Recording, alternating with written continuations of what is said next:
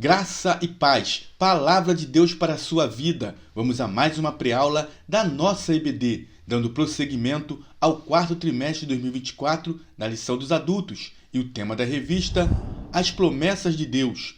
Confie e viva as bênçãos do Senhor, porque fiel é o que prometeu. O comentarista das lições nesse quarto trimestre é o pastor Elinaldo Renovato. E a lição que iremos abordar é a lição de número 8, que tem a sua data para ser ministrada o dia 24/11 de 2024. E o tema da lição, a promessa de paz. Texto áureo, deixo-vos a paz, a minha paz vos dou. Não vou lá dou como o mundo a dá. Não se turbe o vosso coração, nem se atemorize. João capítulo 14, versículo 27. Verdade prática, a paz do Senhor Jesus traz quietude e calma para a nossa alma, principalmente nos momentos difíceis da vida. Leitura bíblica em classe encontra-se no livro de Números, capítulo 6, do versículo 24 a 26, também na carta de Paulo aos Filipenses, capítulo 4, versículos 6 e 7, e na primeira epístola de Pedro, capítulo 3, do versículo 10 ao versículo 11. Introdução. O Senhor Jesus é identificado na profecia de Isaías como o príncipe da paz. A paz que todo o ser humano necessita, que toda a humanidade precisa, deriva desse principado. Por isso, nesta lição, estudaremos a respeito da promessa de paz que está presente na palavra do nosso Deus. Veremos como a paz é representada, ou seja, demonstrada no plano de Deus, ou seja, no plano de salvação, bem como é apresentada na perspectiva do ponto de vista do mundo e, principalmente, veremos a paz que Jesus prometeu para cada um de seus seguidores. Primeiro tópico, a paz no plano de Deus. Primeiro subtópico, o significado de paz. No dicionário, encontramos os seguintes sinônimos para a palavra paz. Sabemos que sinônimos são palavras com o mesmo sentido, palavras com significados semelhantes. E no dicionário, com respeito à palavra paz, encontramos os seguintes sinônimos: tranquilidade, repouso, silêncio, sossego. Isso no dicionário. Agora vamos ver o significado da palavra paz na Bíblia Sagrada. Vamos ver pela perspectiva bíblica, pelo ponto de vista bíblico. E isso veremos tanto no Antigo Testamento quanto no Novo Testamento. Sabemos que a Bíblia tem 66 livros, dos quais 39 livros estão no Antigo Testamento e 27 livros encontramos no Novo Testamento. Sabemos ainda que o Antigo Testamento foi escrito todo em hebraico, algumas partes em aramaico, conforme podemos ver no livro de Esther e também no livro do profeta Daniel. E paz no Antigo Testamento é shalom, vem da palavra hebraica shalom. E shalom tem um sentido muito profundo, tem um sentido de segurança, bem-estar, saúde, prosperidade. E a prosperidade que estamos a dizer aqui não é essa prosperidade que muitos dizem por aí, onde é enfatizado apenas bens materiais. Não. A prosperidade que está sendo dita como sendo oriunda da palavra shalom é a prosperidade que vem de uma intimidade com Deus, de uma vida com Deus, em ter prazer na lei do Senhor, conforme está escrito no Salmo 1, versículos 2 e 3. Veja o que diz: antes tem o seu prazer na lei do Senhor, e na sua lei medita de dia e de noite, pois será como a árvore plantada junto a ribeiros de águas, a qual dá o seu fruto na estação própria, e cujas folhas não caem, e tudo quanto fizer prosperará. Esta é a verdadeira prosperidade. Mas além disso, shalom, é claro, tem o sentido de paz. E podemos ver esta palavra em Números capítulo 6, versículo 26. E está aqui na nossa leitura bíblica em classe. Vamos ler? Diz assim: o Senhor sobre ti levante o seu rosto e te dê a paz. Paz aqui é shalom.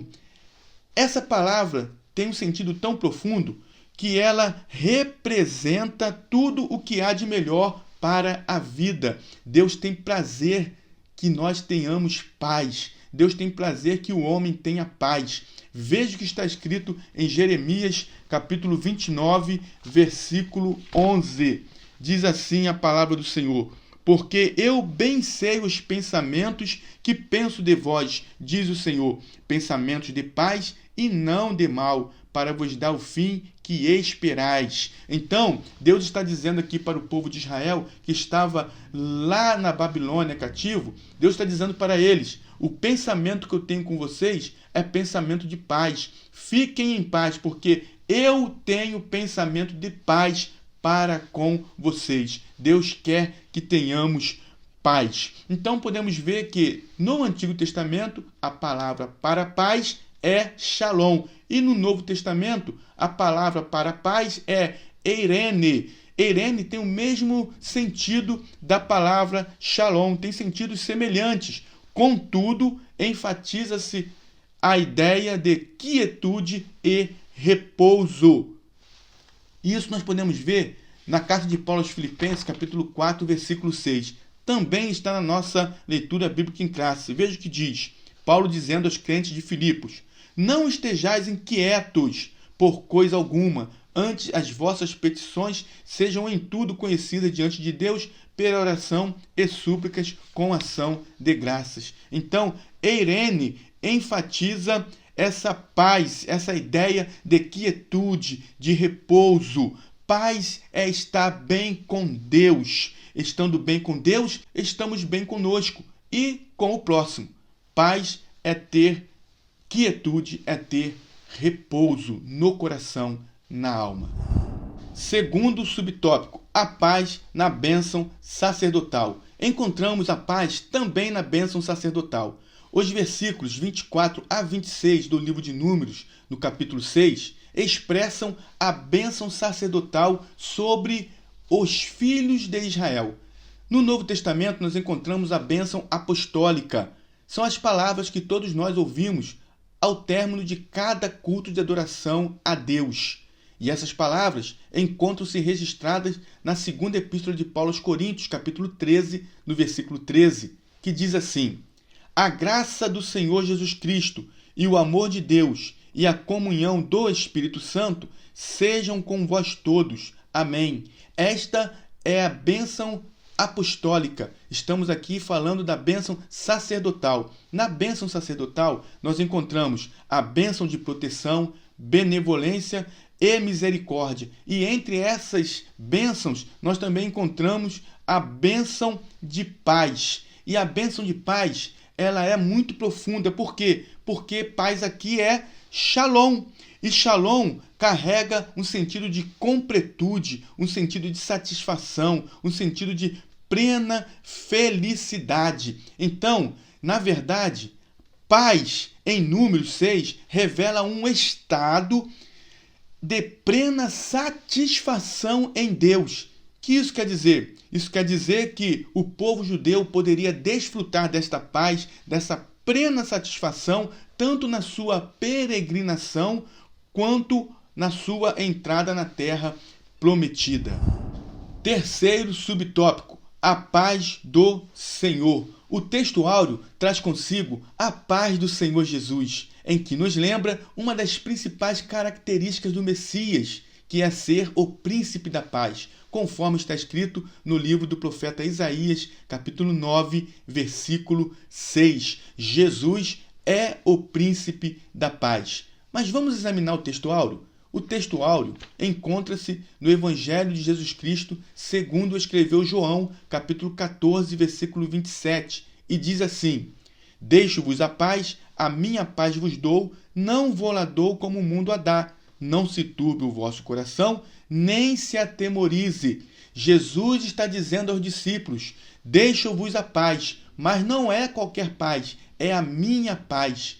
A paz que Jesus Cristo dá é uma paz verdadeira, e essa paz só é possível para aqueles que recebem a Jesus como Senhor, porque esta paz é oriunda do sacrifício de Cristo na cruz do Calvário. Então, todos aqueles que recebem a Jesus como Senhor têm essa paz na vida. Aqueles que ainda não se decidiram por Jesus ainda estão em rebelião contra Deus, não têm paz com Deus.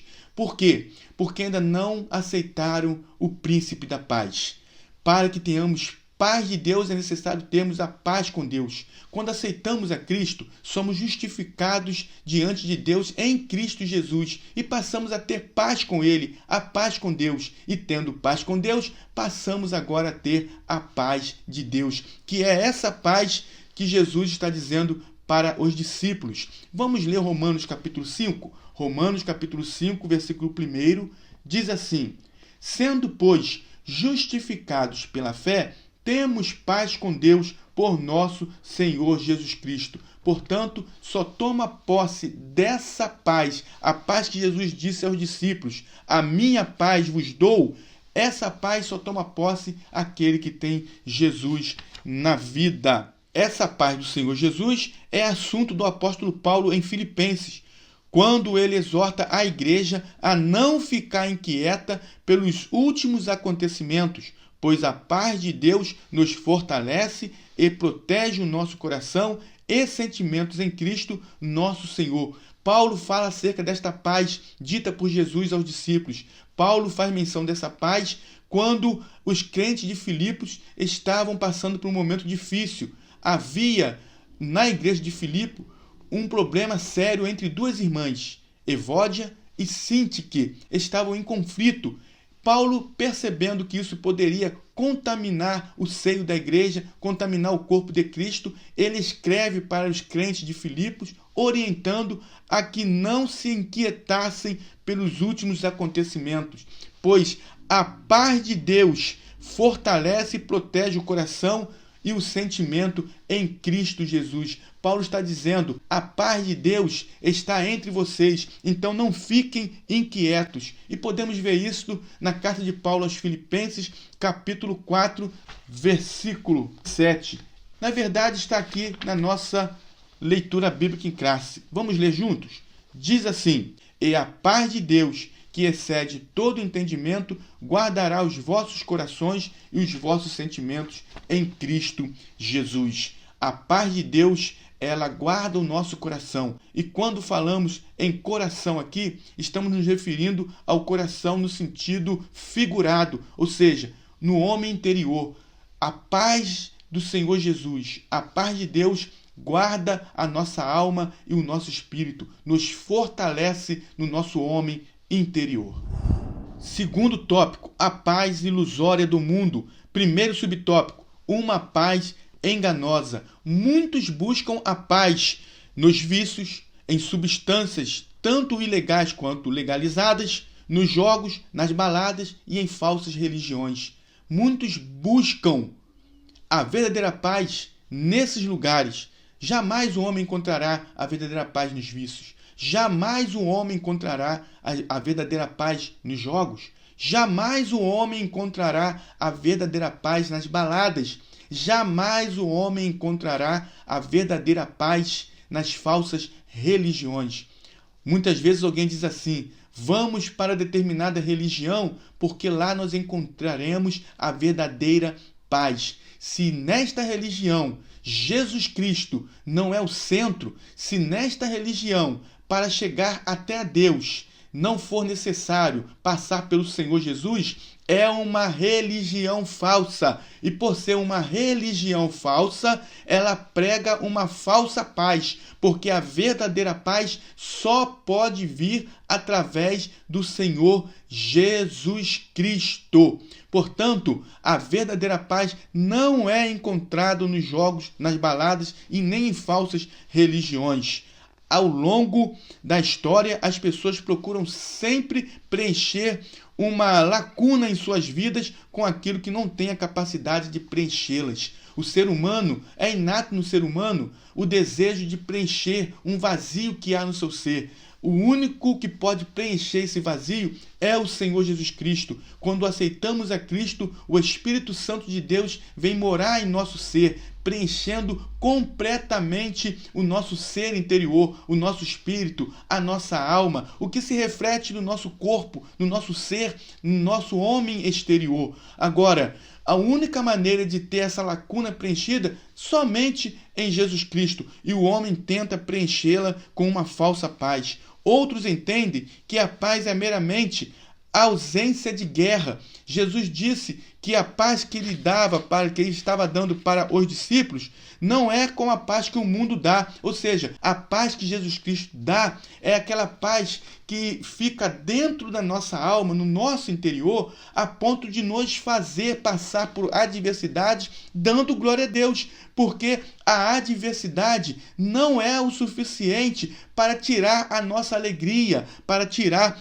a nossa paz. Essa é a paz que Jesus está dizendo para os discípulos, porque os discípulos estavam em um momento de temor, um momento em que estavam sendo perseguidos. Então Jesus diz para eles: a paz que estou dando para vocês não é a paz que o mundo dá. Não se turbe o vosso coração, nem se atemorize. É a paz de Jesus. A paz de Jesus é completa. Então, esta paz que a Bíblia revela, que é a paz de Jesus, é a paz que traz completude, que traz alegria e que traz a verdadeira força para vencermos em meio às adversidades. Ter a paz de Deus, a paz de Jesus, não significa ausência de problemas, de adversidades, de lutas. Não é isso.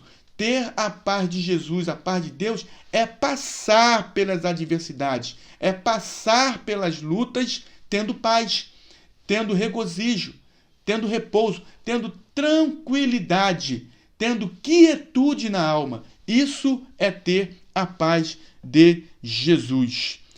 A Bíblia revela que a paz do mundo é enganosa. Por quê? Por que a paz do mundo é enganosa?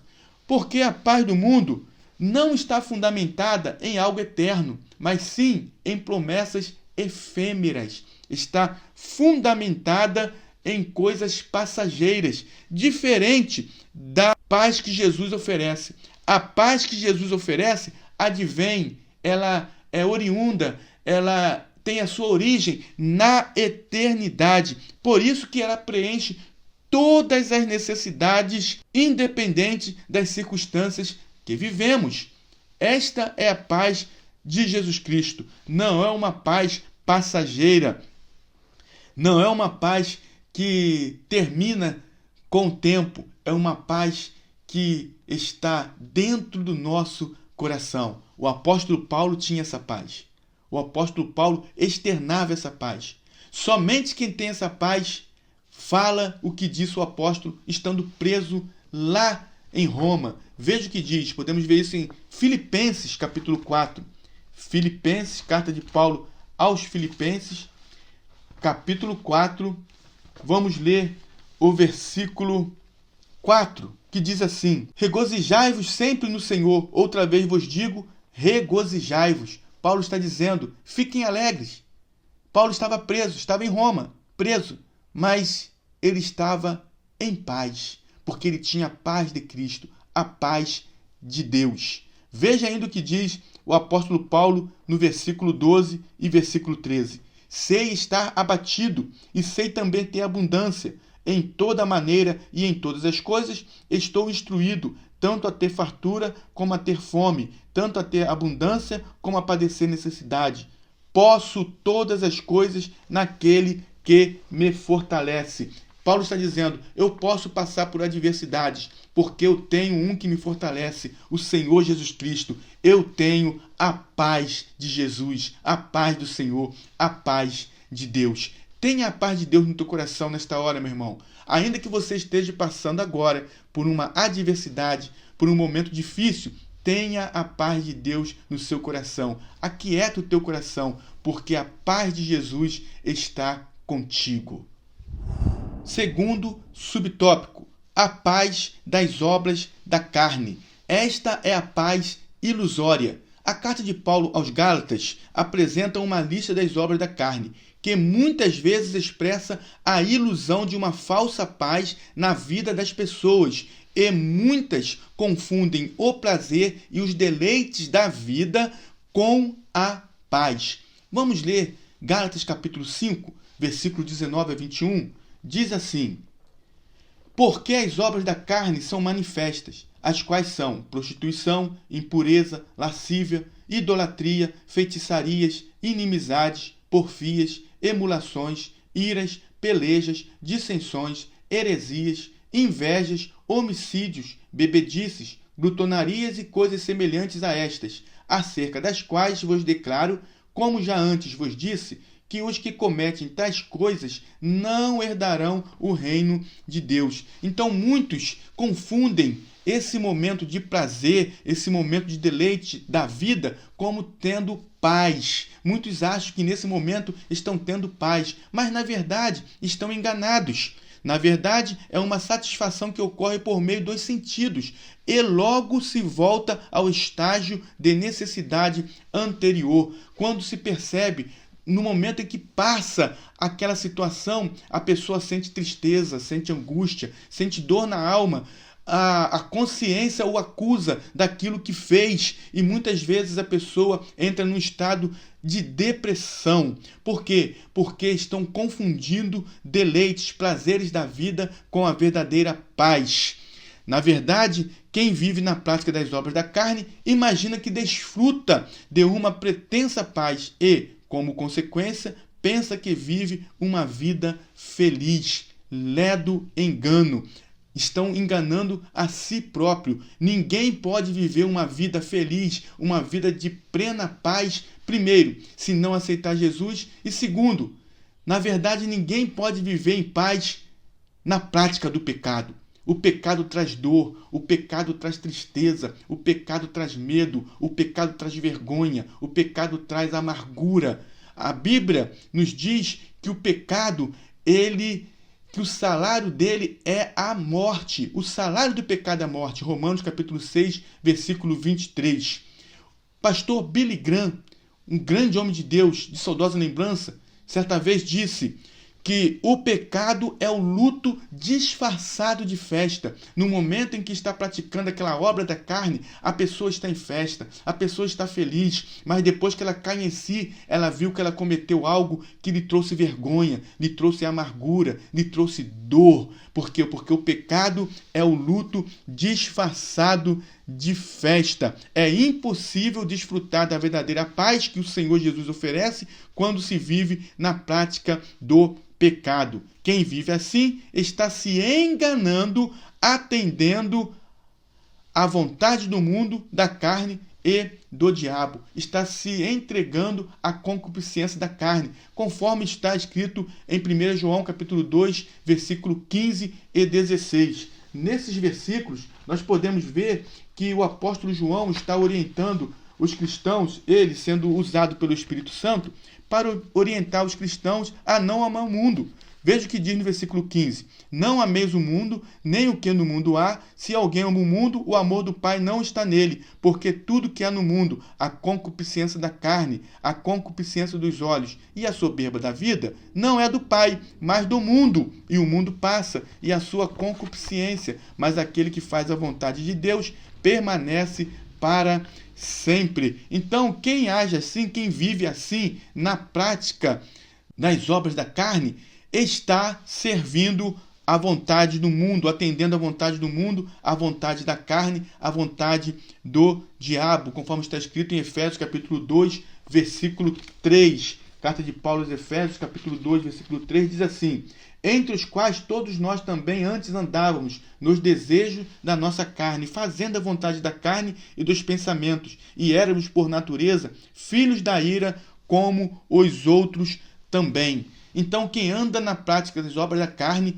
tem uma paz ilusória, uma paz que é fruto de uma fantasia, uma falsa paz, onde leva o homem à morte, leva o homem a viver uma vida de total tristeza e desespero. Mas aquele que encontra a verdadeira paz tem vida, e vida com abundância. Jesus, somente nele podemos encontrar a verdadeira paz.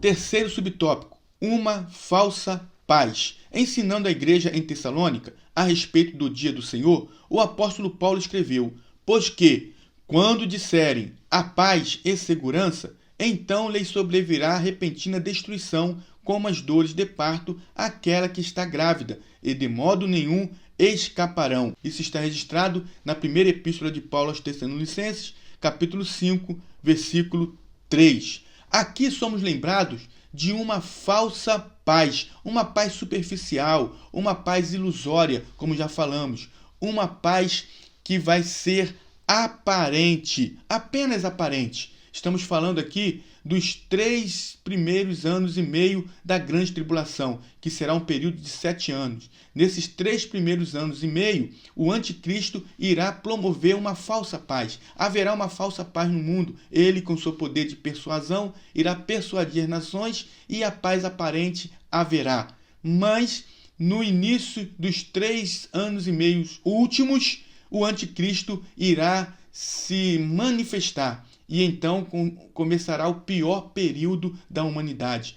Mas a boa notícia é que nós temos a convicção, pela palavra de Deus, de que não passaremos pela grande tribulação, mas seremos arrebatados para encontrarmos com o Senhor nas nuvens e estaremos para sempre com o Senhor. Enquanto tudo isso, essa falsa paz, estiver reinando durante esse período, nós estaremos recebendo os nossos galardões e participaremos das bodas do Cordeiro. Hoje, nós, os servos do Senhor, desfrutamos de uma paz verdadeira e duradoura.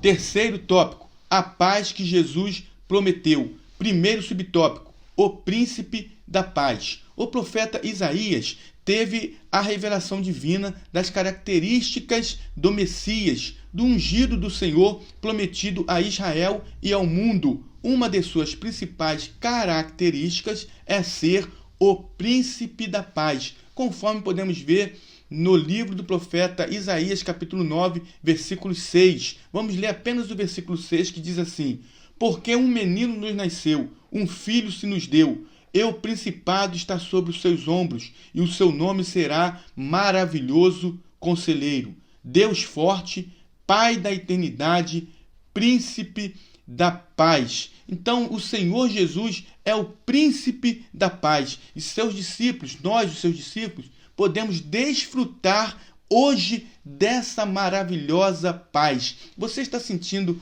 a paz de Jesus agora no teu coração? Você está sentindo a paz de Jesus na sua vida? No seu íntimo? No seu homem interior? Na sua alma? No seu espírito? Jesus é o príncipe da paz que fora profetizado pelo profeta Isaías. Os evangelhos o apresentam como sendo ele, Jesus, o príncipe da paz. O seu principado nos assegura a verdadeira paz. E essa paz deve nos acompanhar por onde andarmos, onde nós pisarmos, a planta do nosso pé. A paz do Senhor Jesus está conosco. Veja o que diz Mateus capítulo 10, versículo 12 e 13. Mateus capítulo 10, versículo 12 e 13, diz assim a palavra do nosso Deus: e quando entrardes em alguma casa, saudai-a, e, se a casa for digna, desça sobre ela a vossa paz, mas se não for digna, torne para vós a vossa paz. Nós temos a paz de Cristo. Onde chegarmos, a paz de Cristo estará em nosso coração e precisamos compartilhá-la quando oferecemos Jesus como único e suficiente Salvador para o homem pecador. Segundo subtópico, uma promessa redentora. Em Gênesis, a paz foi transtornada por causa da estratégia do diabo que iludiu o primeiro casal, fazendo-o desobedecer a ordem de Deus. Estamos falando aqui do pecado original que ocorrera lá no Jardim do Éden. Nesse contexto, Deus prometeu redimir o ser humano por meio da semente da mulher. Isso nós podemos ver em Gênesis capítulo 3, versículo 15, conhecido como proto-evangelho. Trata-se aqui da primeira profecia da vinda de Jesus a este mundo para reconciliar o homem com Deus. Vamos ler? Diz assim: e porém inimizade entre ti e a mulher, e entre a tua semente e a sua semente. Esta te ferirá a cabeça, e tu lhe ferirás o calcanhar. Estamos falando aqui que Jesus, ele reconcilia o homem com Deus. essa promessa feita por Deus ainda no Jardim do Éden se cumpriu em Cristo, reconciliando-nos e estabelecendo a nossa paz com Deus. Como já dissemos, em Jesus fomos reconciliados com Deus. Veja o que está escrito na segunda epístola do apóstolo Paulo aos Coríntios, capítulo 5, versículo 18 e 19. Diz assim a palavra do Senhor: e tudo isso provém de Deus, que nos reconciliou consigo mesmo por Jesus Cristo e nos deu o ministério da reconciliação. Isto é, Deus estava em Cristo reconciliando consigo o mundo, não lhes imputando seus pecados, e pôs em nós a palavra da reconciliação. Ao mesmo tempo, a parede da separação foi derrubada e toda a inimizade entre judeu e gentios foi desfeita, de modo que de ambos os povos ele fez a igreja. Agora, o gentio que aceita Cristo como Senhor e o judeu que recebe Jesus como Senhor, ambos formam agora um só povo. Ambos fazem parte de um só povo, que é a igreja do Deus vivo. Ambos fazem parte do corpo de Cristo. Vamos ver isso na carta de Paulo aos Efésios, capítulo 2, carta de Paulo aos Efésios, capítulo 2, versículos 13, 14, 15. Mas agora, em Cristo Jesus, vós que antes estáveis longe, já pelo sangue de Cristo chegastes perto, porque ele é a nossa paz, o qual de ambos os povos fez um, e derrubando a parede de separação que estava no meio, na sua carne, desfez a inimizade, isto é, a lei dos mandamentos, que consistia em ordenanças, para criar em si mesmo dos dois um novo homem, fazendo a paz. Então, em Cristo, judeus e gentios pertencem agora a um novo povo, que é a igreja de Cristo, a igreja do Deus vivo. Por isso, no Novo Testamento, há várias referências que nos mostram que a paz de Cristo está ao alcance de todos que nele creem. Jesus Cristo é o motivo da nossa paz. Em Cristo nós temos paz. Essa paz, segundo a Bíblia nos diz, estará conosco. Filipenses capítulo 4, versículo 9. Vamos ler? Carta de Paulo aos Filipenses, capítulo 4, versículo 9. Diz assim a palavra do nosso Deus: o que também aprendestes e recebestes e ouvistes e vistes em mim, isso fazei, e o Deus de paz será convosco. O Deus de paz é com você. O Deus de paz é conosco. O Deus de paz é com todos nós, os seus servos. A paz do Senhor está comigo, está com você. É por isso que quando nos encontramos, nós nos cumprimentamos com a paz do Senhor. Mas além disso, a Bíblia também nos diz que a paz do Senhor dominará os nossos corações. Isso está em Colossenses capítulo 3, versículo 15. Carta de Paulo aos Colossenses, capítulo 3, versículo 15. E a paz de Deus, para a qual também fostes chamados em um corpo, domine os vossos corações e sede agradecidos. A paz de Deus deve dominar o nosso coração. É essa paz que deve estar reinando no nosso homem interior, na nossa alma e no nosso espírito, em nosso coração. Estamos falando aqui de forma figurada, em nossa alma e em nosso espírito. E como pessoas pacíficas, porque temos a paz de Deus, desfrutaremos de uma verdadeira felicidade, conforme está escrito nas bem-aventuranças, lá em Mateus, no capítulo 5, Evangelho segundo escreveu Mateus, capítulo 5, no versículo 9, diz assim a palavra do Senhor: bem-aventurados os pacificadores, porque eles serão chamados filhos de Deus. Então somos bem-aventurados porque temos a paz de Deus, a paz do Senhor Jesus. Terceiro subtópico, uma promessa que excede todo o entendimento. A paz que excede todo o entendimento nos acalma diante das inquietações da vida, conforme está escrito na carta de Paulo aos Filipenses, capítulo 4, versículo 6. Já fizemos menção desse versículo nesta aula. Essa paz acalmará o nosso coração, nos fortalecerá para resistir às intempéries diante de nós, assim como aconteceu com o apóstolo Pedro, que, mesmo preso numa cadeia típica do primeiro século, dormia um sono profundo e sereno, conforme está escrito em Atos dos Apóstolos, capítulo 12, versículos 5 a 7. Já falamos aqui nesta aula que o fato de termos a paz do Senhor Jesus, a paz de Deus, que é oriunda do sacrifício de Cristo na cruz do Calvário e está disponível a todos aqueles que aceitam a Jesus como Senhor, o fato de termos esta paz não nos isenta de vivermos momentos de adversidade, momentos de luta. E é isso que estava acontecendo com o apóstolo Pedro. No capítulo 12, fala acerca de um fato que acontecera que nos ilustra muito bem isso. Herodes havia matado Tiago, irmão de João, e vendo que isso tinha agradado os judeus, Herodes manda prender Pedro. Pedro fica na prisão sendo guardado por 4 quaternos de soldados.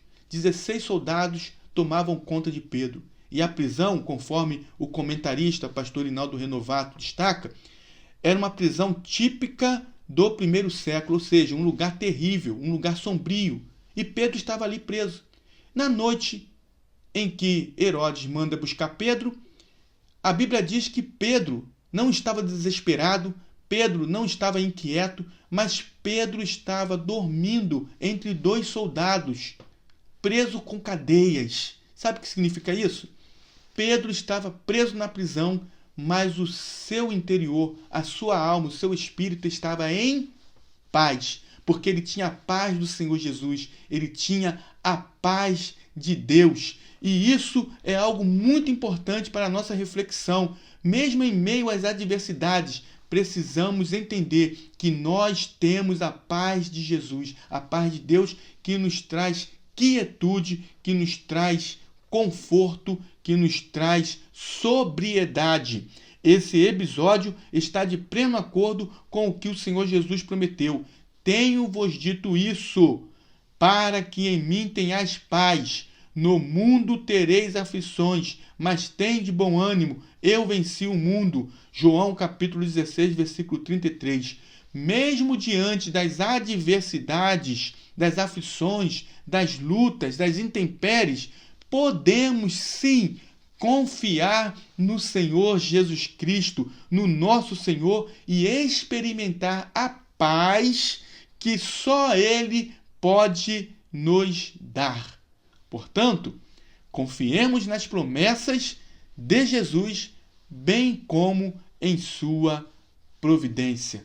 Confie, você e eu, nós temos a paz do Senhor Jesus.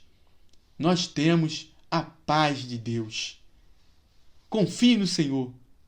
O vento vai passar e você vai continuar dando glória a Deus porque você tem a paz do Senhor.